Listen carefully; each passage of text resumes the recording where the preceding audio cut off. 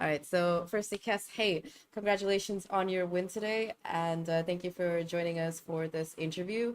So, as the rookie on this team, as somebody coming into Tier One into VCT from Challengers, tell us a little bit about like your journey. How you started gaming. Start right there, and then how you went pro in Valo.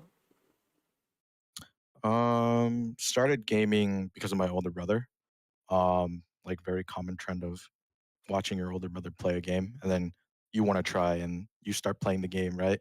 And then you try to catch up to your older brother, but your older brother already moved on to a different game, and then you just kind of keep playing tag, and that's kind of like the trend. I was going pro in Valorant. I started in beta. I was competing on and off. Like I would practice with like a team, but I would never really take it really seriously. Um, until last year, around November. No, not even November. It's like September. Like legit last year around this time. Um, I kind of like hit the hay on going anywhere far with Valorant. So I decided like I was going to focus on my career, focus on school, finishing school, and kind of find something to fill up my time, right? And it was Valorant was kind of one of the things that were going to fill up my time. So I kind of tried out for a team, legit hail mary. Like I didn't think anything was going to happen, um, but that team ended up making it to challengers somehow. With me just kind of like hanging around, and it was really it's surreal that I would be able to kind of get there just by treating it like fun. And I kind of felt bad in a way because all my teammates were really, really hard workers, and I was just kind of there, you know, guys, I'm just here for practice. Hey guys, But we got third that split when we made challengers, and at that point, it kind of got serious. It was like, whoa, okay, hold on, what's happening here? Like, I'm having fun, but we're doing so well, and it kind of started a new trend in my head that I'd see how far I could go with going pro and how far I could go in Valorant. And there were definitely some highs and lows in the last year. I went from placing like third in challengers to getting relegated from challengers to having to join a new challengers team, right? Um, but all of a sudden, I get a call and boom, 2 days of practice, tier one match. Very very fast transition from your normal average tier two, pathway. I don't know if you've answered this before, but how did that happen? Like you said, you got a call, so you just tried out with 100 Thieves. Like, how did they find you? Do you know that? So yeah, when EWC qualifiers were happening, um, EU had like a family emergency, so he had to go overseas, and they needed to find a Sova player to sub in or be a temp player for the qualifiers, Mhm. and they ended up scouting me out, and then I played for them for a couple of days, and he ended up coming back, so I didn't actually play, but I was kind of on their radar because of that, Mhm. and so when they decided to make roster changes with Boostio, they decided to have me as one of their like priority candidates. Mhm. And then um yeah, it happened really fast. I had a trial and then boom, that day I knew like you're flying out to LA, you're doing media day, and then you're uh you're playing in tier one. That's pretty much the story. And then within these 2 days, it was like I practiced online with them the day as I was flying out. So it was like 6 hours of practice. I fly out and then I land, do media day, have 1 day of practice in the office, and then play the match. So a lot in within 48 hours, I would say. Yeah, that sounds like a hell of a transition. So congratulations on getting through it. Like you said, a couple highs, couple lows, but you made it through. Out of curiosity, does your brother play Valorant? My brother does play Valorant. Mm-hmm. My brother, Do you guys ever play together? yeah, a lot of fighting. But that was like 5 years ago. So over time, we both got older and we stopped fighting. We started playing, just to have fun. A lot of times he just watches me and supports me, which I'm very, very thankful for. Like even right now, he sent me a message, like being really supportive. So That's a lot of things. super nice to hear the family's got your back when you're going through all of these changes and stuff. So talking about changes, Mm. you know, you've joined a new team. Who would you say is like the person you have the most like good chemistry with on the team, like good vibes in terms of play style, in terms of talking? In terms of talking, I would say with Asana, Peter.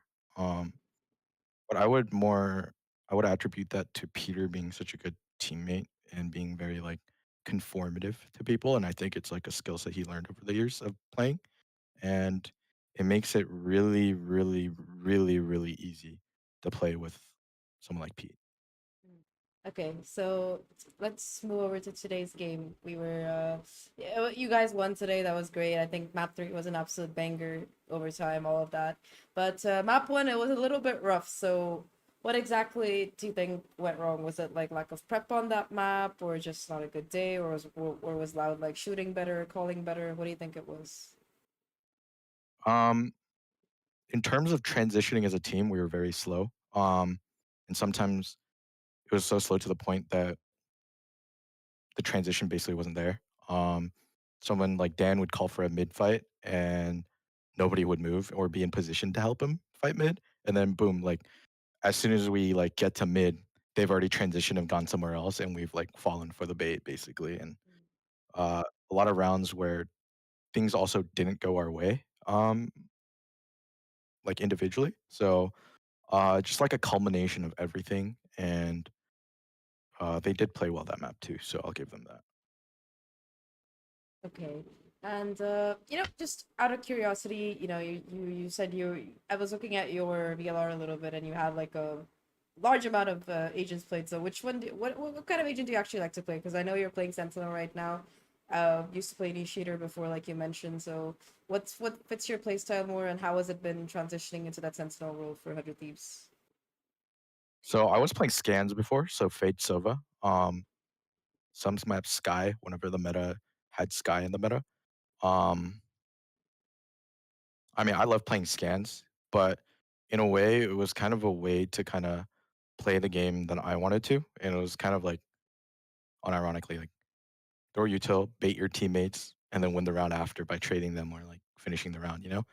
And when I actually started playing this game like competitively, like back in the day, like 4 years ago, I was a Sentinel player, and those tendencies kind of stick with you, you know? Like I'm kind of like your calm player where like I'll I'll throw my little dart, realize that no one's holding flank, and then I'll just like sit on flank instead of helping my team, you know, and like kind of play the round finisher rather than like someone who gets really active, you know?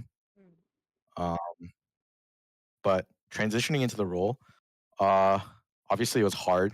Not because it was just like a different role, but whole new level.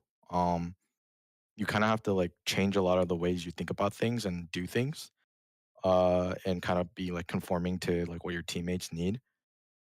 So like that was a big change. But like I'm getting real comfy on Sentinel. I would arguably say that like my Brim is probably my worst agent right now. It's just that the way I have to play Brim is a little difficult sometimes, but transitioning wise we're doing great.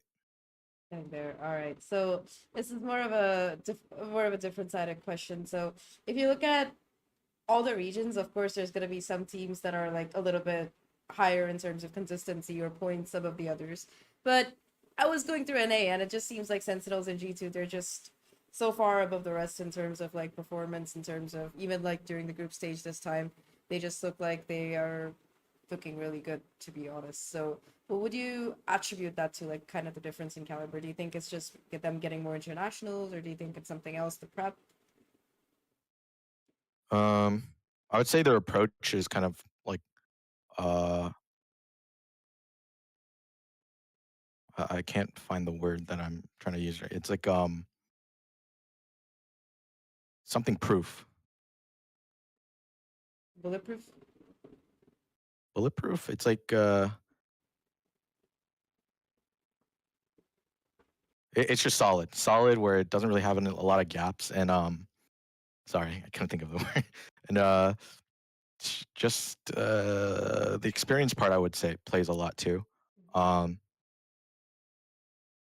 like I'm getting to the skill levels of these individuals. I'm not there yet. I'm not anywhere close yet. I don't think. But more and more, I see the way experience plays into things. Like, I mean, you can see in the third map of Loud, like there was a 1v1 I had with Pankata, and I was like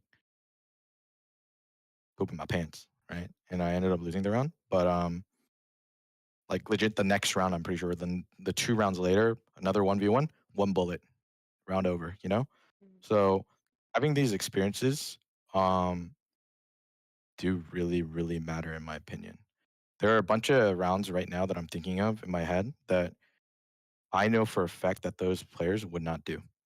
Like there's like a Visalt round that was Xander and I thought that Fade was further away, so we run into the smoke before the Visalt pops and kills both of us, like collapse both of us somehow, and like round over. You know, it makes it really hard without these like things where it's like, man, like this has happened before. Like I know how not to throw. You know, like it's a big part of being good experience.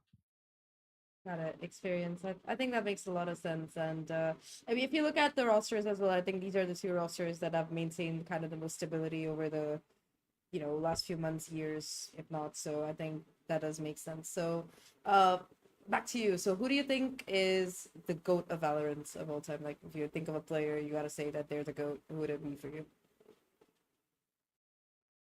The goat of Valorant. I'd have to say Cryo. Every time I think of the best player in the world, like I practice with this guy every day, and I watch him, and he's legit the best player in the world. People will always argue against me and say he's not. No, he's not. Like there are others greats like Aspas, whatever. No, I actually genuinely think it's Matt. It's Cryo. And I mean, I'm not saying I disagree with you because I've seen this man on Chamber in 2022. He kind of like was setting the gold standard. One of the players setting the gold standard. But what in particular makes him like a cut above all these other duelists that you named? His ability to read the game, be in the right spots, his comms are also phenomenal. He's also one of the players like Pete, where it makes it really easy to play with him. Um, he might not like seem like it, but he's always helping you with comms, like backline comms, like, oh, I'm flashing for you here, I'm swinging with you here, or whatever. Just go here, like he's always instructing you to do something. So it's very easy to play with him, as well as I mean, we all know it. Like his mechanics and his like game sense is incredible. So it's just like no brainer for me.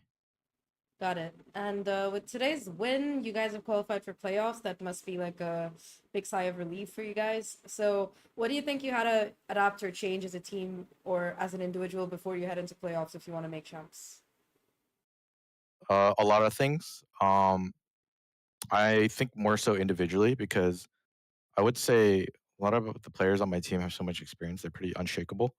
Um, like I could tell for myself that like, wow, like why am I freaking out here? Like whenever I need to just calm down, take a deep breath, and then do something, instead of like freaking out and like running through a smoke and trying to kill someone.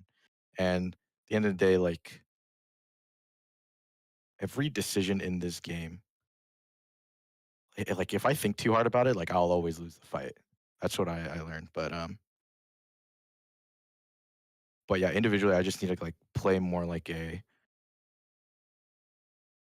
player with his head on, honestly. So yeah, pretty much that. Pretty eloquent way to put it. All right. And let's say you guys make it to champs. Who do you think are your top opponents to lifting the trophy? Like if you had to be worried about playing one team on your way up there, what would be that team and why? It could be any team, I of would say course. I'd say Fnatic. I watched Fnatic for so long, and I've always like stolen things from them. I always think their kind of approach is pretty pretty solid, and then like they have some like insane players. Mhm. So it's gonna be definitely like a tough game, but I honestly think we have the like equivalents to them, so I'm not too worried. Okay, got it. And last couple of questions, I gotta ask these. Who do you think is winning champs this year? I'm sure you can just say yourself. I will let that answer slide. Honestly, if we want to keep like a like honeymoon phase Cinderella story going on, could be us. I would say us.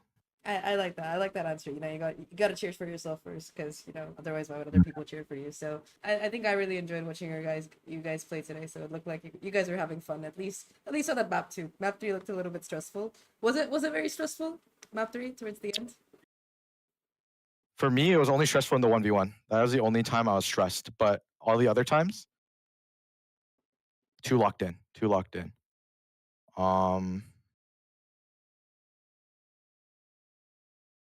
More stressful after we won, if I'm being honest. Really? Why? After the series last week, there's a lot of character development towards like self-doubt, self-confidence, like a lot of those things.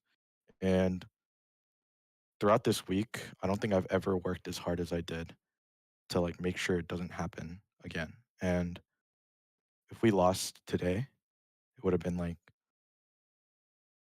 kicking myself while I'm down. So it would have been really, really hard.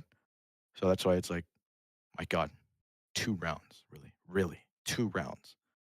OT, last map. I don't know what I would have done if I lost. I'm not gonna lie, I don't know what I would have done. Well, thankfully you didn't lose, and you don't have to think about it. You can just think about next week instead. Be optimistic and all that.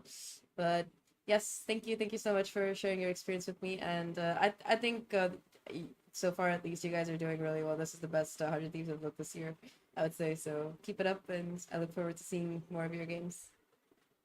Thank you so much. Nice meeting you, Zach. Nice meeting you. Goodbye, Kess.